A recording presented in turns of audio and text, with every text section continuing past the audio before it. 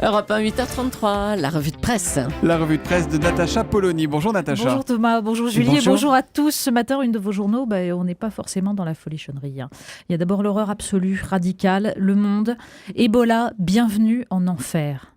Et après cela, le reste semble vraiment balbutiement. L'emploi des mêmes mots paraîtrait presque choquant. L'Express, notamment, avec sa une sur François Hollande, voyage au bout de l'enfer. Et puis, il y a tout le reste. Le Figaro, Hollande et Valls dans le piège du budget, Libération, Thévenoud, l'incivique, Le Parisien, l'homme qui scandalise les Français. Alors on se régalera de la une du Canard enchaîné. Valérie Trierweiler devient la nouvelle star des pauvres, une ex-première dame que monde entier nous envie. Oh, que le monde entier Joli. nous envie, très joli. On attaque avec Thomas Thévenoud, c'est le nouveau paria de la politique en France. Mais oui, évidemment, l'article du Canard enchaîné dont tout le monde parle ce matin concerne les dernières révélations sur Thomas Thévenoud, son loyer, son auto-entreprise et sa phobie administrative. Et la consternation le dispute à la dérision. Le Parti socialiste, raille Jean-Pierre Servan dans le Midi Libre, vient de nous offrir en quelques mois une sacrée brochette de gugus. On pensait avoir touché le fond avec l'affaire Gaillet, atteint les limites du ridicule avec le livre de Trierweiler, et patatras, voilà maintenant le tartuffe du gouvernement, lourd avis du fisc. Mais comme un autre visage s'affiche ce matin dans le Parisien ou dans le Figaro, celui du fringant Jean-François Copé, David Guevard, dans le Courrier Picard, se charge aussi de ce dossier. L'UMP réclame une enquête fiscale. Peuvent pas faire le ménage chez eux avant de récupérer le moindre dérapage d'une équipe qui ne cesse d'en commettre. Quand on entend Jean-François Copé, président d'EMI du parti sarkozyste, espérer le retour de l'ancien président de la République, on finit d'être convaincu que cette formation politique n'a de leçons à donner à personne. Mais l'éditorialiste regrette surtout que l'on s'occupe de tout cela plutôt que de la dépendance ou de la pauvreté.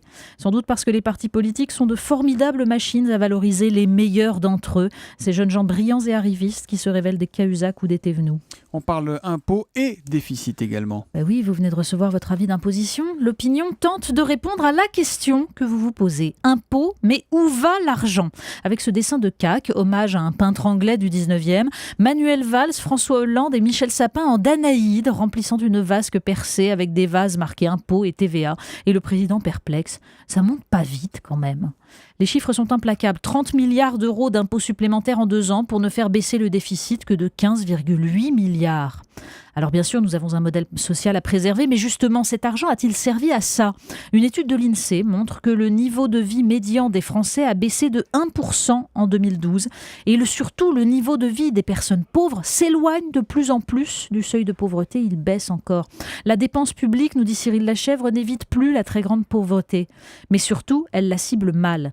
L'étude montre que les familles monoparentales, des femmes seules avec enfants donc, sont de plus en plus touchées par la pauvreté, 36% d'entre elles. Pourtant, les politiques revalorisent plus volontiers les pensions de retraite alors que la situation des retraités s'améliore. Dans leur compromis savant sur le budget, le gouvernement et les frondeurs se souviendront-ils de cette étude ? La possible indépendance de l'Écosse d'ici quelques jours, et on en parle de plus en plus dans les journaux. Mais oui, plus la date fatidique approche et plus vos journaux s'intéressent à ces étranges séparatistes en kilt. Aujourd'hui, c'est l'article de Libération qui nous raconte le mieux ce qui est en jeu, la renaissance d'un espoir politique. Un phénomène étrange, comme si tout à coup quelque chose de nouveau, d'alternatif était possible. Je ne me suis jamais senti aussi passionné par une cause que depuis les années 70, explique un Anglais résident en Écosse, lorsque j'étais étudiant et que nous pensions que nous pouvions sauver le monde. On a trop joué sur la peur de l'inconnu, diagnostique un analyste politique. Le système existant ou le chaos, visiblement, cet argument a de plus en plus tendance à inciter les peuples à prendre des risques. Vous nous faites marcher à présent, Natacha.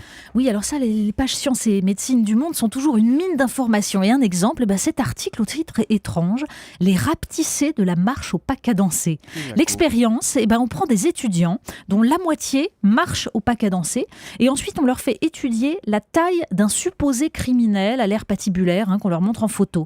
Eh bien, les jeunes gens qui ont marché au pas ont tendance à percevoir l'homme comme beaucoup moins impressionnant, moins grand, parce qu'en fait, la marche au pas les a soudés, les a rassurés. Conclusion de Pierre Barthélémy, ça marche à la guerre, mais aussi dans tout lieu où les comportements sont synchronisés.